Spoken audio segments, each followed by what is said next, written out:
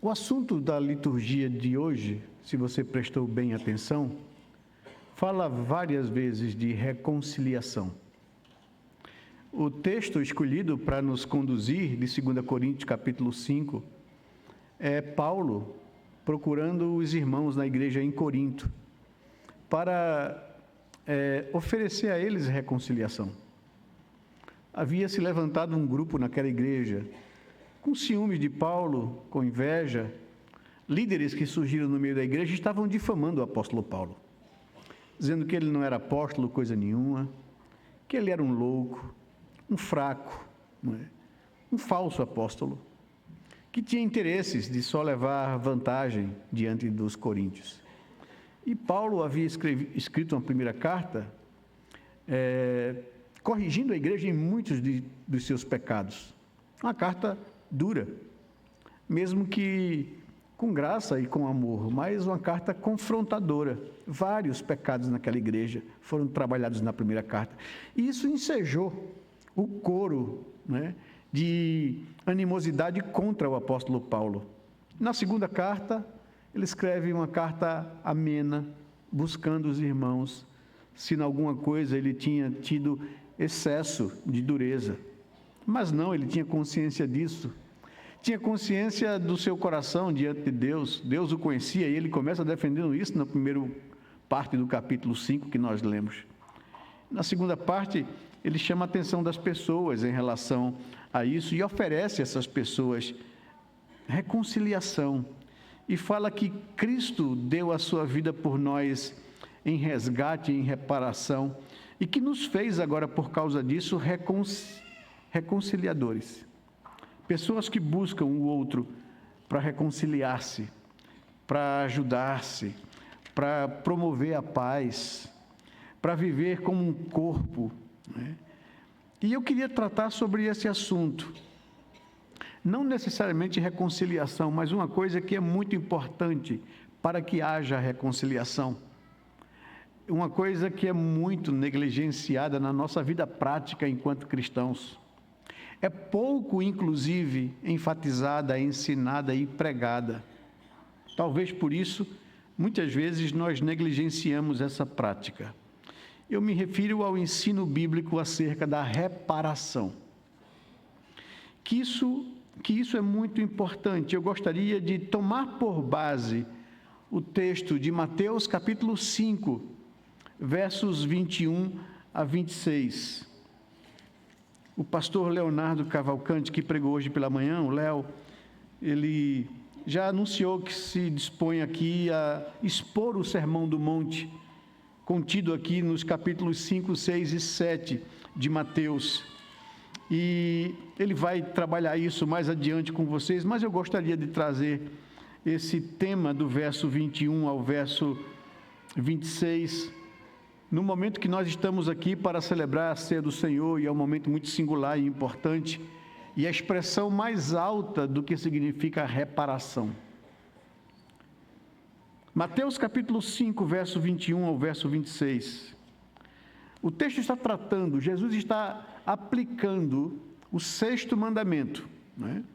Eu estou aqui expondo os mandamentos para vocês e vou entrar no 6º mandamento. A regra diria que eu devia expor o mandamento e depois pegar esse texto para aplicar, mas eu me adianto por causa do momento da ceia do Senhor com vocês. Diz assim o verso 21: Vocês ouviram o que foi dito aos antigos: não matarás.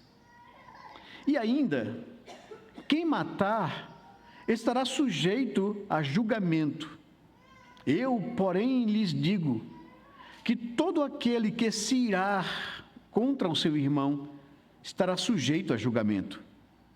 E quem insultar o seu irmão estará sujeito a julgamento do tribunal. E quem o chamar tolo estará sujeito ao inferno de fogo. Portanto, se você estiver trazendo a sua oferta ao altar, e ali se lembrar que o seu irmão tem alguma coisa contra você, deixe diante do altar a sua oferta e vá primeiro reconciliar-se com o seu irmão, e então volte e faça a sua oferta. Entre em acordo sem demora com o seu adversário, enquanto você está com ele a caminho, para que o adversário não entregue você ao juiz, o juiz entregue você ao oficial de justiça, e você seja jogado na prisão. Em verdade, lhe digo que você não sairá dali enquanto não pagar o último centavo. Vamos orar ao Senhor, buscar o nosso Deus, o seu Espírito, para que Ele possa abrir o nosso entendimento para compreendermos a palavra do Senhor, que Deus tem a nos falar nessa noite. Pai, muito obrigado pelo gozo, pela oportunidade e o privilégio de podermos estar aqui, ouvindo a Tua palavra, cantando louvores ao Senhor, exaltando a Tua grandeza, a Tua soberania, Tua misericórdia e Tua graça. Obrigado porque nós podemos chegar diante do Senhor com um coração sincero, quebrantado, para confessar ao Senhor as nossas culpas, os nossos pecados. Dá-nos sempre, Senhor Deus, um coração contrito e quebrantado, um coração humilde, disposto a buscar os irmãos que, por alguma causa, nós o ferimos. Ajuda-nos, ó Senhor Deus, a chegar diante do Senhor e admitir e confessar a nossa incapacidade de cumprir perfeitamente a Tua palavra. Ajuda-nos a confiar plenamente na suficiência do sacrifício de Cristo, que nos perdoa e nos purifica de todos os nossos pecados. Nós agradecemos pelo privilégio de estar aqui, diante do Senhor, reunido como Teu povo, Tua igreja, para ouvirmos do Senhor o que Tu tens a nos falar. Obrigado pelo privilégio de podermos celebrar a ceia do Senhor, que é a prova do maior amor que o Senhor tem para conosco, entregando o Teu Filho como reparação pela nossa culpa e pecado.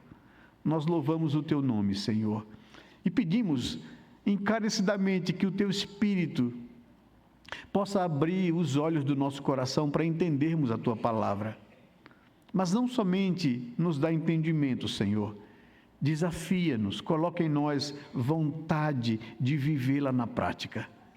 Abençoa-nos nessa noite, fale ao nosso coração, transforme as nossas vidas, santifica-nos, ó Senhor Deus, para sermos semelhantes a Teu Filho Jesus. É a nossa oração, em nome dEle, Senhor Deus. Amém, Pai amado, amém. Então, como eu falei, na linha de exposição da lei moral de Deus, eu gostaria de aproveitar a celebração da Ceia do Senhor para tratar de um assunto prático, cotidiano e pouco levado em consideração por nós em nosso dia a dia. A prática da reparação, quando em nossas relações pecamos uns contra os outros. Deixe-me iniciar fazendo algumas perguntas, desconfortáveis talvez, mas necessárias. Pare um pouco e pense por um instante. Há alguma pendência não ou mal resolvida de algum relacionamento em sua vida? Será que há pessoas com alguma queixa contra você? Alguma vez você emitiu um comentário injusto, desnecessário, maledicente, maldoso, malicioso contra alguém, um irmão em Cristo? Você costuma ser grosso, presunçoso, arrogante no trato com as pessoas? Seus patrões, funcionários, colegas de trabalho? Você descarrega frustrações nos outros? eu creio que são coisas do nosso cotidiano, e a palavra de Deus não traria um texto, Jesus não traria um ensino desse, aplicando o princípio do sexto mandamento à vida prática dos seus ouvintes, dos seus discípulos, se não fosse uma coisa comum, se não fosse algo que nós nas nossas relações não vivenciássemos, na relação de marido e mulher, na relação de pais e filhos, na relação de irmãos, na relação de trabalho, na relação de escola, na relação de igreja. Quantas vezes pessoas não se sentem afetadas, feridas ou magoadas por algum ato, palavra ou comportamento nosso? Quantas vezes nós não nos sentimos feridos, atingidos por um comentário, por um julgamento, por uma atitude de uma pessoa? Eu gostaria de falar sobre isso. Reparação. Uma exigência negligenciada na vida comunitária cristã. Certa vez Jesus falou, quando acusado pelos fariseus de estar expulsando demônios de pessoas pelo poder de Satanás, ele disse: vejam a incoerência de vocês quando afirmam isso. Sem nem entrar no mérito da questão, eu quero ir para as questões periféricas, Jesus falou, né? Se Satanás está expulsando Satanás, seu reino está dividido. E todo reino dividido contra si não subsiste. E muitas vezes o diabo tem posto ressentimentos, mágoas, frustrações, arrogância, orgulho nas nossas relações, que isso fere a nossa comunhão, racha e entristece o ânimo de pessoas. Eu gostaria de desafiá-lo a lidar com um assunto tão desconfortável para a gente.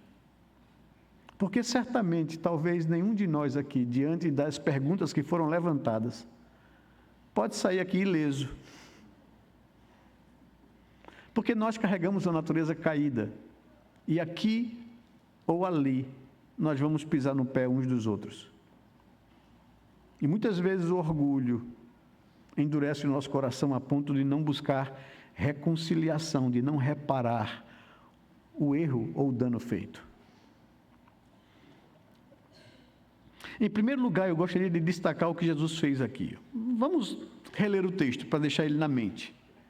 Ele está falando, em primeiro lugar, sobre a lei e sobre um outro texto da lei em Números, capítulo 35, verso 31. Ele diz: vocês ouviram o que foi ensinado aos antigos. Ouvistes o que foi ensinado na lei. Sexto mandamento: não matarás. E ainda, quem assassinar alguém dolosamente, não terá como reparar, senão com a própria vida. É isso que diz Deuteronômio, capítulo 35, verso 31, que ele coloca aqui como ênfase para fortalecer a compreensão do sexto mandamento: não matarás. A lei estabelece uma diferença entre dolo e culpa. Nós conhecemos isso, né? Nós ouvimos de um acidente aconteceu, e aí a pessoa foi presa, e o delegado que vai fazer a investigação pode estabelecer que aquela intenção ela foi dolosa ou foi culposa. Isso aqui não é nada novo. A palavra de Deus trata disso quando procura dar compreensão do que significa o sexto mandamento. Faz uma distinção entre dolo e culpa. O que seria exatamente isso? O sexto mandamento, que lida com a santidade da vida humana, criada à imagem de Deus, preserva a vida humana pelo valor que ela tem. O sexto mandamento procura preservar a vida, porque a vida foi Deus quem criou e ela é valiosa. E a vida humana, todo ser humano, seja ele quem for, tenha ele feito o que fez, ele carrega nele a imago Dei, a imagem de Deus. Por isso, todo ser humano deveria ser valorizado Todo ser humano é importante porque carrega isso nele. O sexto mandamento trata do valor, da santidade da vida criada por Deus. Por isso, matar de forma premeditada é proibido pelo sexto mandamento e pela lei do Antigo Testamento. Acarreta no julgamento e pena de morte ao agressor. Deuteronômio 35, 31. É isso que Jesus está acrescentando aqui. Ainda, além do sexto mandamento, que defende a santidade da vida criada à imagem de Deus, Deuteronômio 35, 31 diz que quem matar de forma premeditada, de forma maliciosa, de forma intencional, estará sujeito a julgamento, ou seja, não tem como reparação, a não ser a sua própria vida. O mandamento não trata da mesma forma um homicídio culposo. Esse não deixa de ser a quebra da santidade da vida criada por Deus, porém, pode ser reparada caso fique provado que o transgressor do sexto mandamento, que tirou a vida de alguém, não teve a intenção de tirar a vida da pessoa. A quebra do sexto mandamento culposa, porém não dolosa. Exemplo: morte por acidente, ou por uma negligência, é questionável, ou por uma imperícia, ou por defesa da própria vida, ou da vida de outrem. Tudo isso está estabelecido na lei de Moisés, no Pentateuco. Pessoas que, por um acidente, deixava, um animal dele, um boi, um touro bravo, se soltar e ele chifrasse alguém e alguém morresse, ele teria que reparar o dano à família da pessoa, pagando uma quantia. Mas se esse touro já tivesse feito isso uma vez, e aquele homem soubesse que aquele touro dele era bravo e poderia causar qualquer morte, e fosse negligente no cuidado de aprisioná-lo, e ele se soltasse e matasse outra pessoa, ali ele já não era mais tido como um homicida culposo, mas doloso, porque ele sabia do perigo, e ele assumiu a responsabilidade do perigo. Entendem a diferença entre dolo e culpa? Alguém pode, nós estamos sujeitos a isso, de passar por um acidente de trânsito, e alguém morrer em consequência do acidente, talvez por uma culpa nossa, inclusive, mas isso não nos torna assassinos dolosos, porque não tivemos a intenção de matar. Mas nós não somos indesculpáveis por isso. Por isso se chama de um homicídio culposo. Tem culpa, mas não tem dolo. Não teve a intenção. Não foi premeditado. A Bíblia deixa claro isso. Em Deuteronômio, em Números, haviam cidades refúgios para que as pessoas que talvez cometessem isso, para não houvesse vingança dos familiares, podia recorrer a cidades refúgios e ficar lá, porque ele não teve responsabilidade dolosa e sim apenas culposa. Jesus faz essa distinção. O que ele está dizendo aqui, que Deuteronômio, capítulo 35, verso 31, diz que quem matar de forma dolosa, com intenção premeditada não terá como reparar, senão enfrentar um tribunal, e a sentença é pena de morte. Um tribunal, entendendo que a pessoa foi intencional, foi dolosa, premeditou a morte de alguém, assassinou a pessoa, e esse é a alma do sexto mandamento, essa pessoa passará por um tribunal, e a sentença do tribunal é pena de morte, pagar com a própria vida a vida que ele tirou.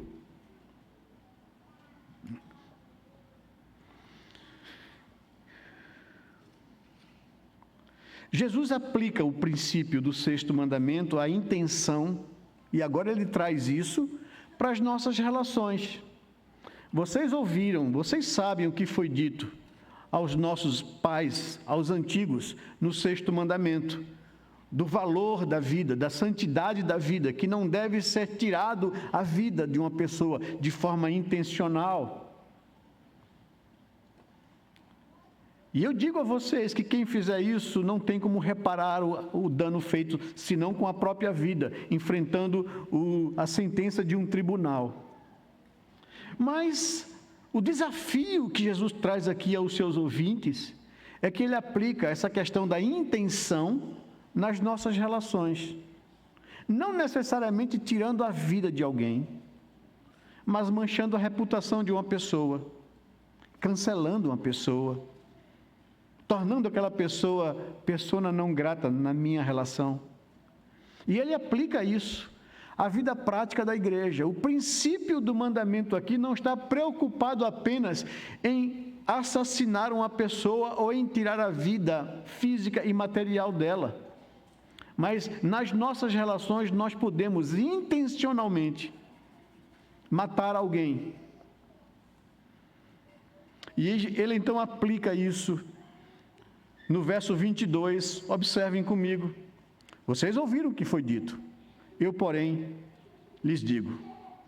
Jesus aplica o princípio do sexto mandamento à intenção de matar a reputação do outro.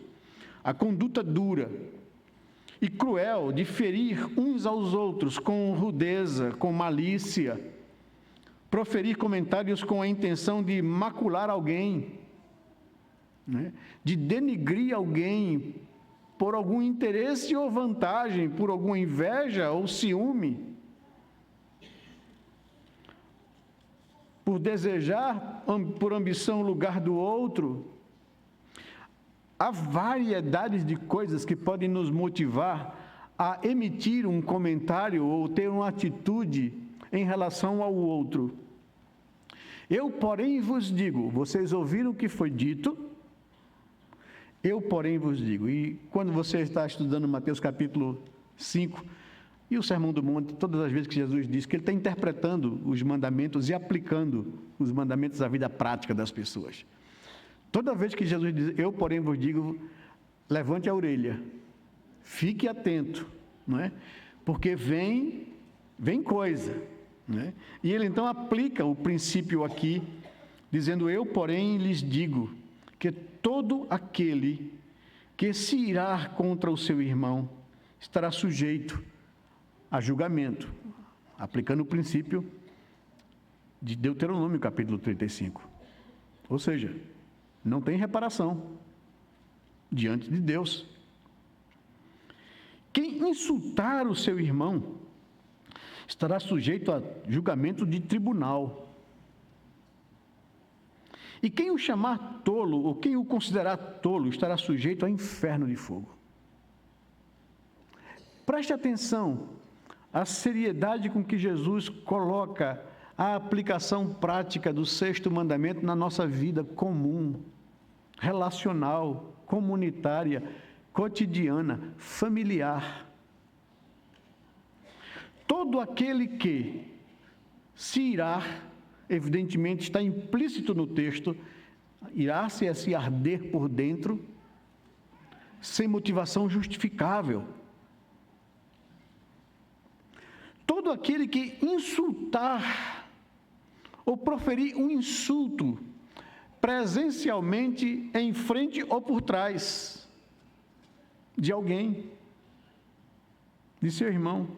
Todo aquele que o chamar ou o considerar em seu coração um tolo, uma pessoa estúpida, desprezível,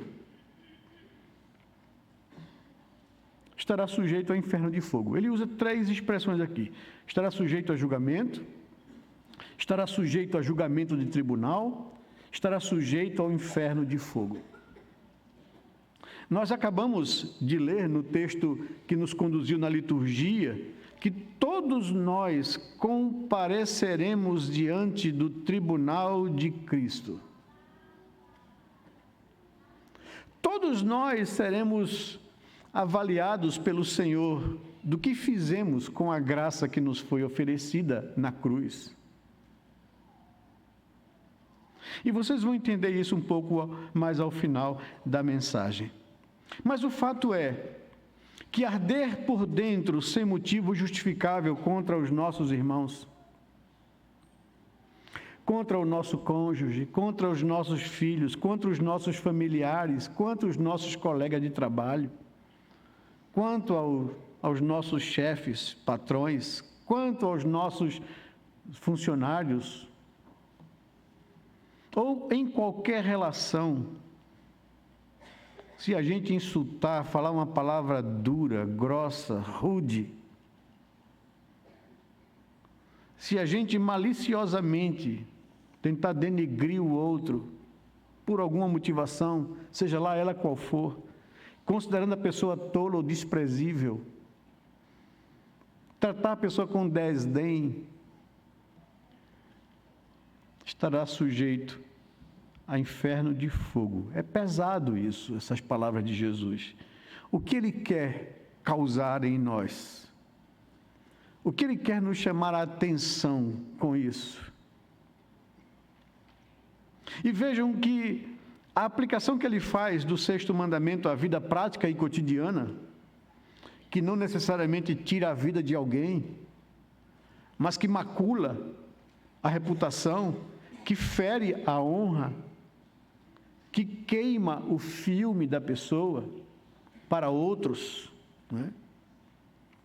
Ele diz que o que o mandamento procura trazer à nossa consciência é a intenção do ato, né? É a intenção do ato. Se alguém tiver a intenção de matar, enfrentará julgamento, sem condições de reparação, senão a própria vida. Da mesma forma, disse Jesus, assim nas nossas relações humanas, de como a gente trata o outro, com que intenção a gente pode se irar, com que intenção a gente pode insultar, com que intenção a gente pode tratar com desdém. E aí ele continua no desenvolvimento do seu raciocínio aqui com os seus ouvintes, com os seus discípulos. No verso 23 ele diz, portanto, por causa da seriedade disso, verso 23, se você estiver trazendo a sua oferta ao altar, e naquele momento se lembrar que o seu irmão tem alguma coisa contra você, que tem alguma queixa contra você, que há alguma pendência não resolvida, deixa ali a tua oferta no altar. Corra para se reconciliar com o seu irmão.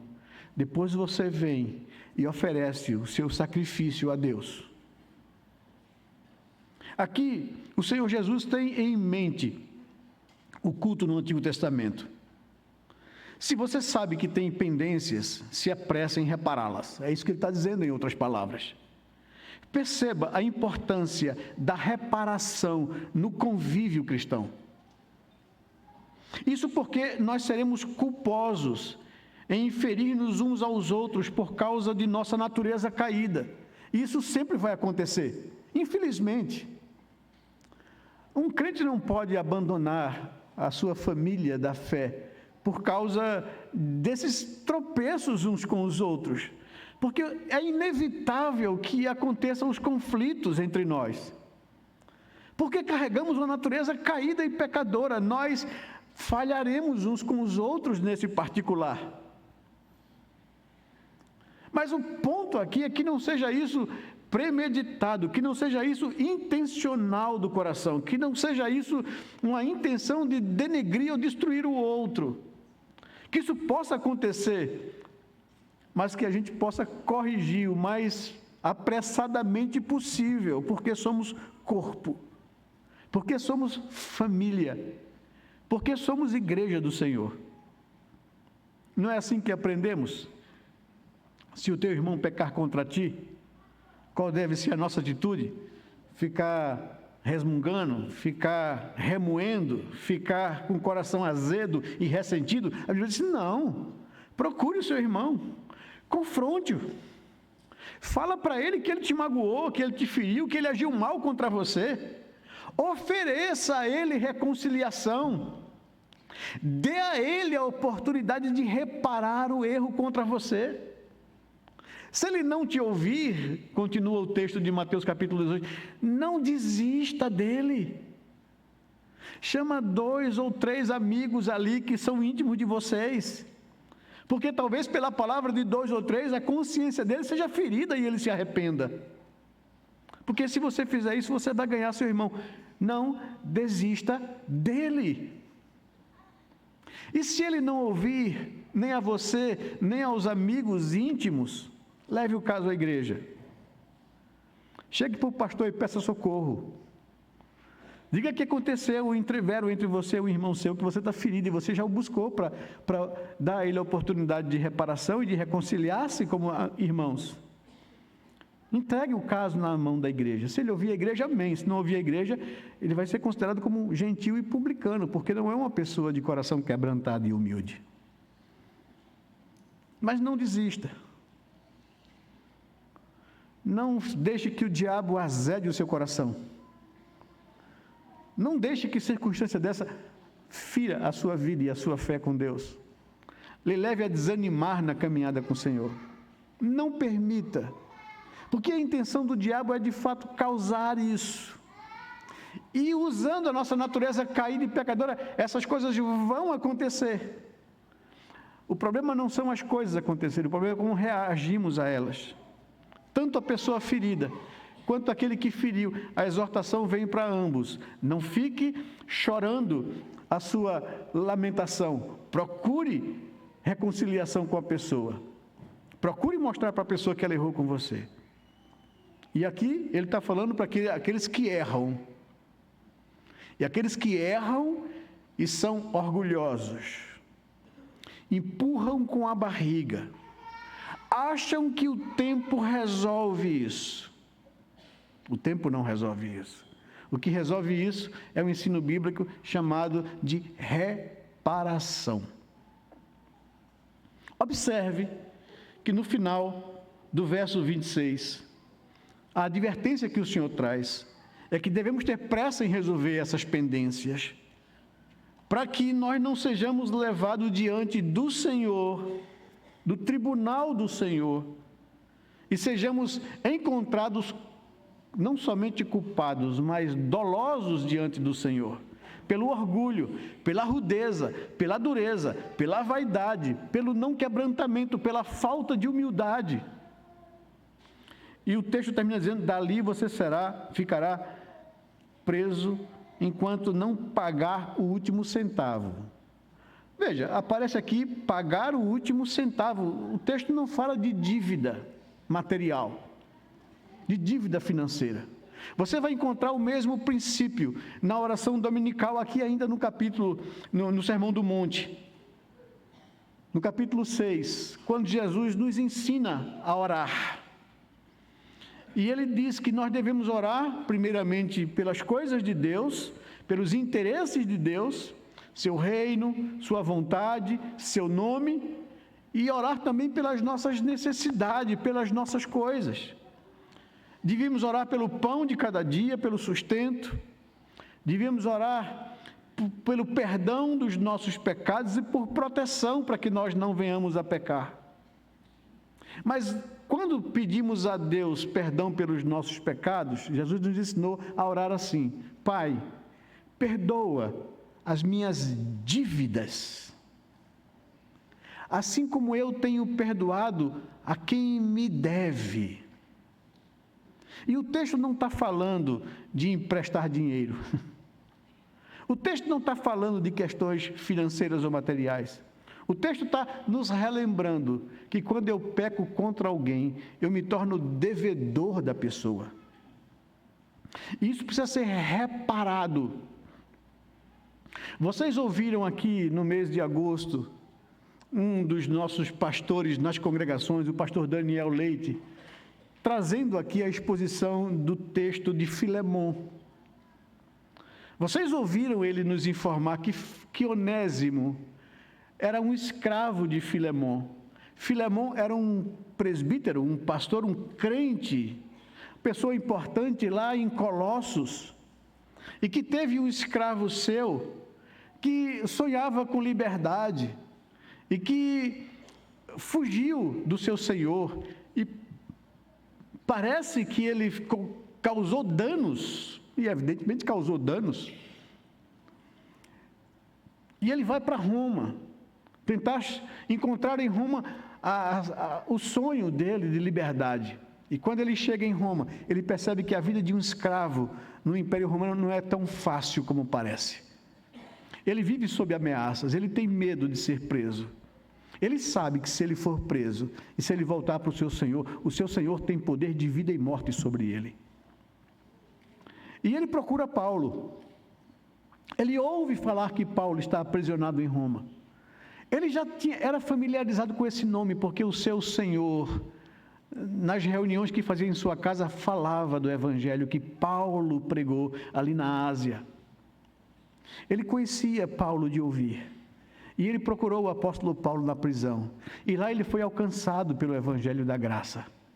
Ele foi redimido das suas culpas e pecados, se tornou um discípulo de Paulo, se tornou uma pessoa importante e útil para o ministério de Paulo. Mas chegou o momento que Paulo disse: Onésimo, você precisa voltar e reparar o mal que você causou, reconstruir as pontes que você quebrou. Você precisa, não é justo que você tenha resolvido a sua vida diante de Deus e você não repare o dano que você causou ao seu Senhor ao fugir. Onésimo ficou com medo, com receio, ele não sabia como seria recebido pelo seu Senhor. Ele sabia que, como Senhor da vida dele, o Senhor teria poder para qualquer coisa, inclusive matá-lo, açoitá-lo. E ele tinha medo disso. E Paulo então disse: olha, eu vou fazer uma coisa, eu vou escrever uma carta a Filemon, lhe recomendando, pedindo a Filemon, em nome de Jesus, que não receba você apenas como um escravo fugitivo, mas como um irmão caríssimo em Cristo. Mas veja a importância disso. Paulo diz: você não pode continuar comigo sem que Filemon lhe autorize, lhe perdoe e que você repare o dano que você causou. E Paulo escreve a carta a Filemon, escreve também a carta à igreja em Colossos. E quem é que vai levar essa carta? Onésimo. 2 cartas. Um escravo fugitivo, inútil. Agora, diz Paulo, ele é útil ao reino e ao evangelho. Ele serve ao evangelho, é portador de 2 documentos inspirados pelo Espírito Santo de Deus. Só Deus faz isso. Ele tira a gente do pó e ele restaura a dignidade ao ser humano. E a carta de Paulo a Filemon é um dos exemplares mais magníficos do que significa o poder do evangelho na reconciliação, em trazer uma pessoa da lama, da escravidão, para ser uma pessoa valiosa e útil ao reino de Deus. E lá vai Onésimo, confiado na graça de Deus, sabendo que o seu futuro era incerto e não sabia como reagiria o seu Senhor. E ele é acolhido, é perdoado, repara o dano causado. Então, irmãos, quando nós pecamos contra alguém, nós nos tornamos devedores da pessoa com que o nosso pecado atingiu e feriu. E nós precisamos sondar o nosso coração, nos arrepender, confessar nossa culpa a Deus, mas também buscar o irmão ferido, para ter o seu perdão e reparar o mal feito. É disso que esse texto trata. Essa é a aplicação do 6º mandamento à nossa vida comum, comunitária, cotidiana. E é isso muitas vezes que eu sei e você sabe que nós negligenciamos isso. Que muitas vezes sabemos que tem pessoas com queixas contra a gente. E a gente diz: estou nem aí. O problema é da pessoa, não é, biblicamente falando. Se você fez uma coisa intencionalmente ou não, você deve buscar reconciliação e reparação. Paulo não fez nada de errado aos coríntios, mas escreveu uma carta para reconciliar-se com eles. Escreveu uma carta para reparar, mesmo sabendo ele que Deus era a sua testemunha, que ele não fez absolutamente nada, senão amar aquela igreja e como um pai corrigi-la. Mas se em alguma coisa vocês se sentiram afetados por minhas palavras, irmãos, abram seu coração, porque o meu coração é dilatado para vocês. É a palavra de Paulo em 2 Coríntios. Não tenho limites de amor a vocês, não se limitem em me amar também, porque somos parte do mesmo corpo, somos a família de Deus, igreja do Senhor. Por isso eu não deveria permitir que o diabo colocasse a mão suja dele nas nossas relações, na nossa vida como povo de Deus.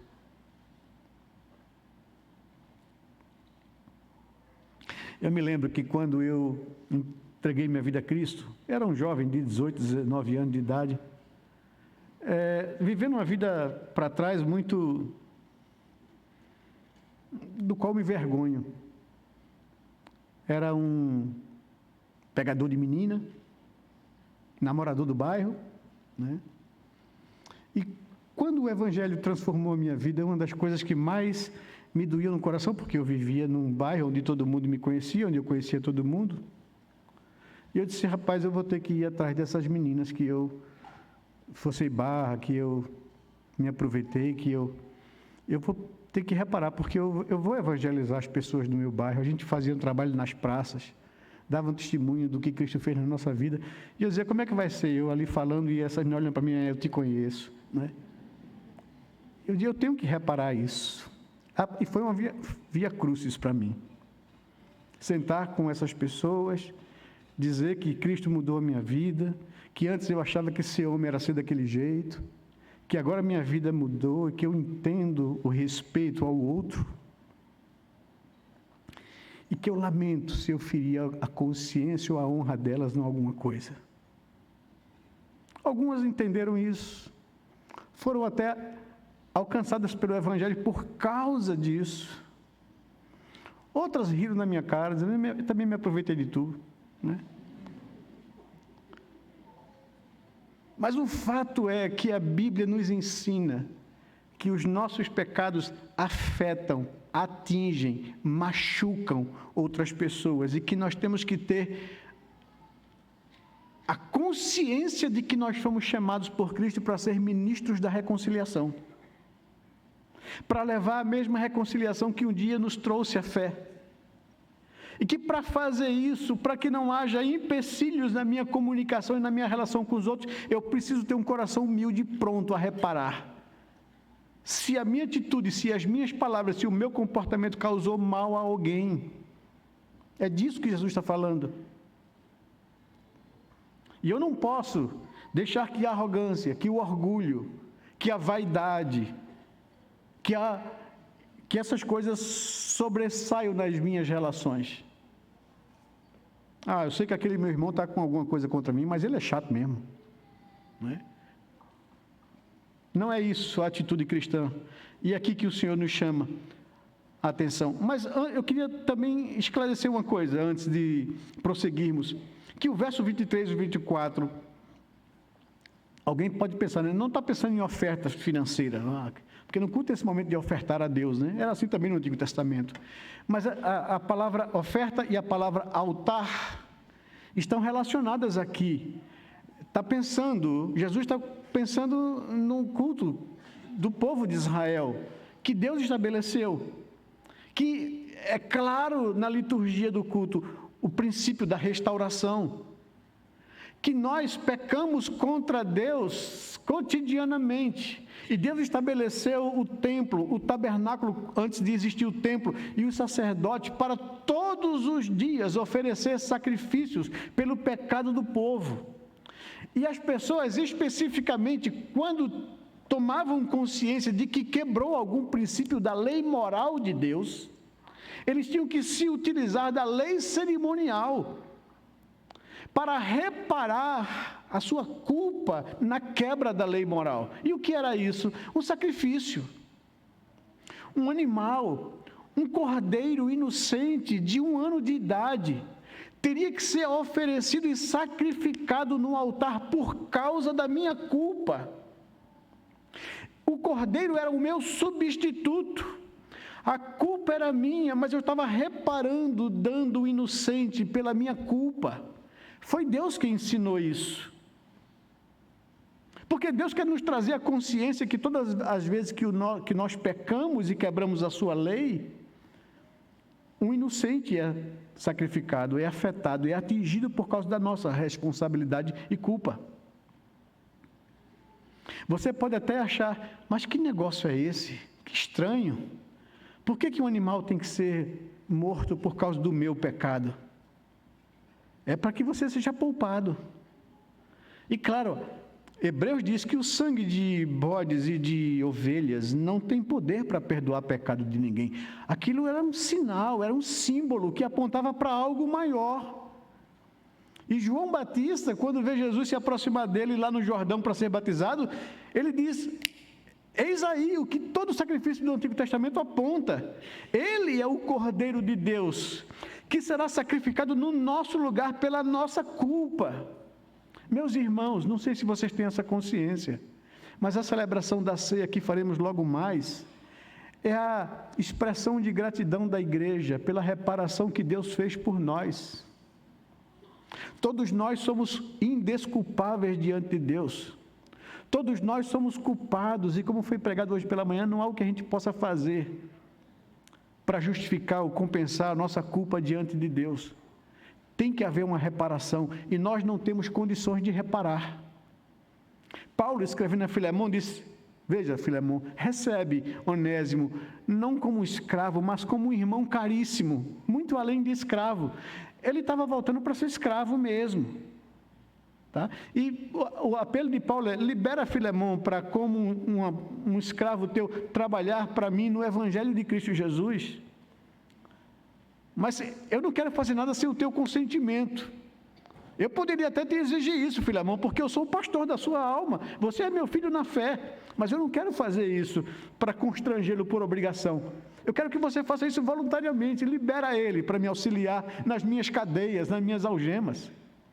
Né? Mas, Filemão, Onésimo, você tem que voltar. Você tem que se submeter a Filemão. Né? E você tem que estar disposto e confiar em Deus para o que vai acontecer com a tua vida. Mas Paulo escreve a Filemão: Filemão, se algum dano ele te causou, e aí é dano material, né? Porque o dano moral ele está reparando, ele está indo a você, ele está se sujeitando a você fazer com ele o que você quiser. Ele sabe que essa é a condição dele, né? Mas se algum dano material ele te causou, se algum prejuízo ele te deu, ele não tem condições de pagar porque ele é um escravo. Eu pagarei do meu próprio bolso. Estou assinando isso, Filemão, para você saber que esse é o meu compromisso. Eu estou reparando o erro dele. Se algum dano material ele te causou e não pode pagar. Somos assim diante de Deus, meus irmãos. Nós não temos como pagar o dano que nós causamos a Deus quando nos rebelamos contra Ele lá em Adão. Somos devedores de Deus.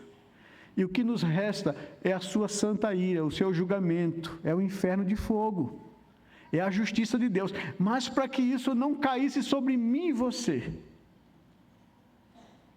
Deus reparou isso na morte do seu filho. Entendem? Ao trazer ao altar a tua oferta sacrificial, ao oferecer o novilho no altar, e ali você se lembrar que tem algum irmão com queixa contra você, deixa ali o cordeiro aos cuidados do sacerdote. Corra, tenha pressa em reconciliar-se com o seu irmão, e depois venha e ofereça, e você será agradável a Deus. Fazer isso é urgente. Reconhecer, ser contrito, se arrepender, lamentar a culpa do dolo, confessar a Deus, porém, há algo mais importante. Deixe ali a sua oferta sacrificial. Procure a pessoa que você feriu, repare, conserte, resolva, acerte a sua vida, pois Deus não se agrada de tolos, Deus não se agrada da hipocrisia, Ele conhece o nosso coração. O nosso culto não será aceitável a Deus se a gente não querer resolver essas coisas no nosso coração. Deus não se agrada de pessoas orgulhosas, arrogantes, endurecidas. Resolva, tenha pressa, não procrastine, não empurre com a barriga, o tempo não resolve. Não negligencie a prática da reparação, meu irmão.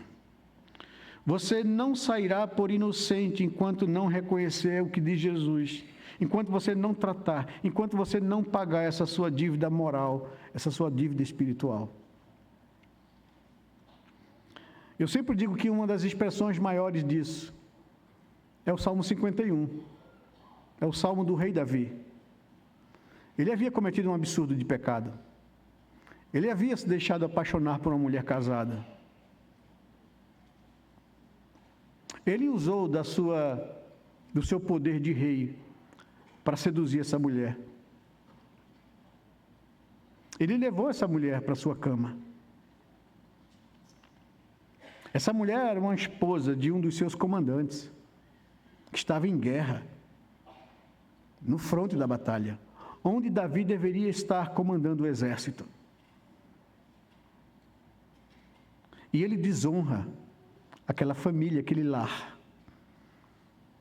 Ele ofende a consciência daquela mulher. Ele ofende a Deus. Ele desonra o seu cargo de rei sobre a nação de Israel, porque Deus pesaria a mão sobre a nação por causa do pecado de Davi. Mas nada disso Davi leva em consideração. Se deixou envolver, se deixou queimar de paixão. Depois acontece uma coisa muito séria. Aquela mulher engravida dessa relação. Marido ausente. E agora? Como é que isso vai ser reparado ou justificado? Davi manda chamar o homem. E ele vem para casa. Davi justifica dizendo que, olha, eu queria saber das notícias da guerra, mas notícias da guerra de um comandante? Manda um soldado, a gente escreve uma carta. Não, fique em casa, descanse um pouquinho, vá passar uns dias com a sua esposa. E a intenção de Davi, o plano de Davi é que ele ficasse com a sua esposa, se deleitasse com ela engravidaria e o menino nasceu de 8 meses. Davi escapava. E Deus teve que levantar um profeta para botar o dedo em Davi, para acusá-lo do seu pecado, do dolo do seu coração, da culpa do seu pecado, da maldade que ele se deixou. Porque, sabe, o homem não entrou na casa, o homem não achava justo isso. Os meus soldados estão morrendo na guerra, Davi, eu não posso estar aqui me deleitando com a minha esposa, não é momento para isso. E Davi, sem vergonha, disse que você é mais justo do que eu. E porque o homem não entrou na casa, Davi tenta embriagá-lo num jantar, para que ele faça isso de alguma forma. Ele não faz. Dorme na calçada, na porta da casa. Eu fico brincando com os cachorros lambendo na boca dele, né? Aquele homem não entra. E sabe o que Davi faz? Davi manda uma carta para o seu general, ordenando que ele coloque o seu comandante no fronte da batalha. E aquele homem morre. E essa era a intenção de Davi. Agora ele sai de boa. Agora ele resgata a mulher do homem para ser sua esposa, como benevolente, para garantir um futuro para ela e para as crianças. Deus levanta Natã para acusar Davi. Davi se quebranta, reconhece a maldade do seu coração. Pede a Deus perdão. Salmo 32. Pequei contra ti, Senhor. Contra ti primeiramente. Fiz o que é mal perante os teus olhos. de maneira que o Senhor terá tido por justo no teu falar, puro no teu julgar. Eu nasci, Senhor, com essa natureza pecaminosa. Deus o perdoa. Mas Davi se sente na obrigação de reparar isso diante da nação de Israel. E eu digo, foi uma decisão honrosa e correta de Davi. Quase ninguém sabia disso, a não ser os empregados da casa. E ninguém era louco de abrir a boca para estar difamando o rei. Era traição. Podiam ser mortos por causa disso. Mas Davi vem a público confessar o pecado dele à nação de Israel. O que Davi estava fazendo? Reparação. Por causa do meu pecado particular, eu impedi Deus de abençoar a nação de Israel. Sabe, meu irmão, a importância disso, da reparação? E que muitas vezes nós não estamos dispostos a fazer isso. A gente não tem nem disposição de buscar um irmão que está chateado com a gente, para pedir a ele perdão. O que é que eu fiz que te magoei? O que é que eu fiz que você está assim comigo? Me perdoa.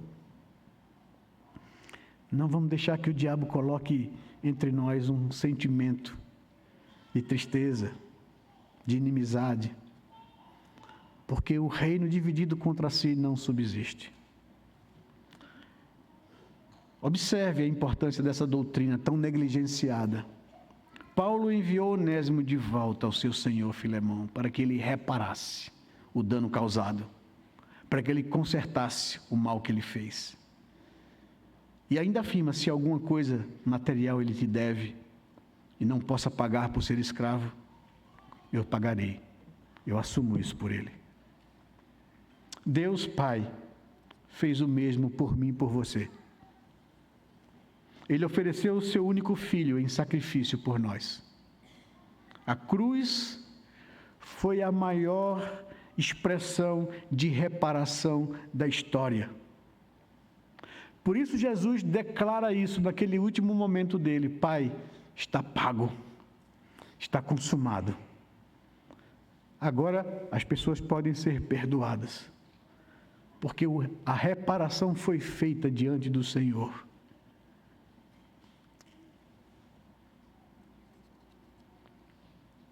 Não negligencie o sacrifício de Cristo. Procure o mais rápido possível as pessoas que de alguma forma foram feridas pelo seu pecado. Se sentem magoadas de alguma forma por alguma coisa no passado.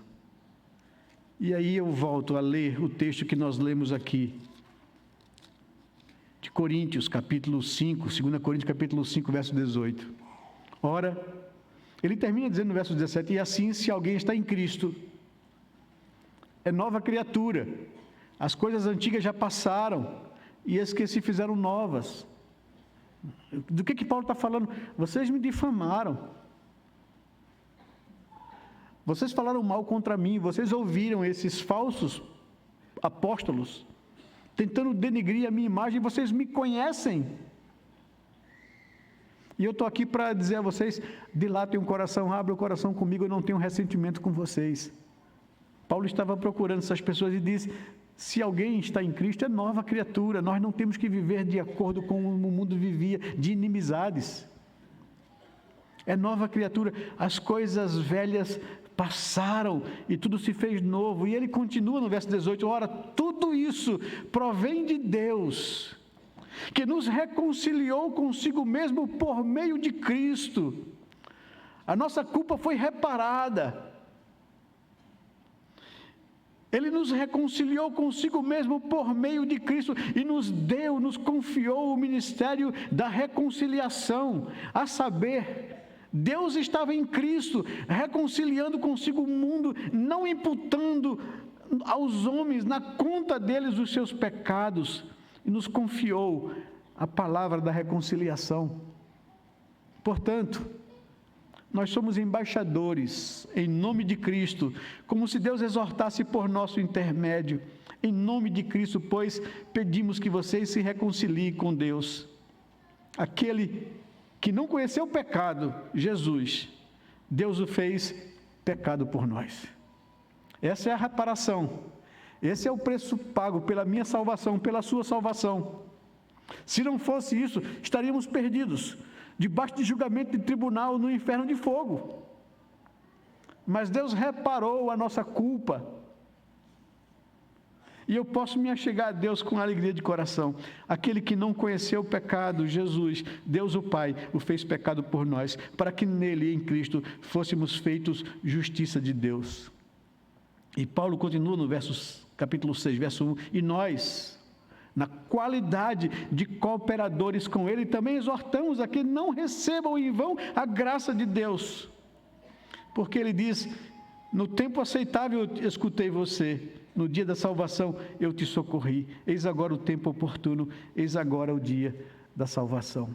Meus amados, que possamos ser estimulados pela palavra de Deus, a sermos como Cristo, a termos em nós o mesmo sentimento que houve também em Cristo Jesus, que sendo Ele quem era, Ele não se envaideceu, não arrogou para si isso, antes se humilhou e se entregou à morte e morte de cruz em nosso lugar. Quem sou eu para ser arrogante? Quem sou eu para alimentar em mim vaidade? Quem sou eu para me achar orgulhoso? Que Deus possa nos dar um espírito quebrantado, um coração disposto a reparar, a não permitir que nenhuma atitude ou palavra nossa possa causar tristeza, desânimo, azedume na vida de outra pessoa. Que Deus nos abençoe, que Ele possa nos levar a viver uma vida parecida com a vida de Cristo Jesus.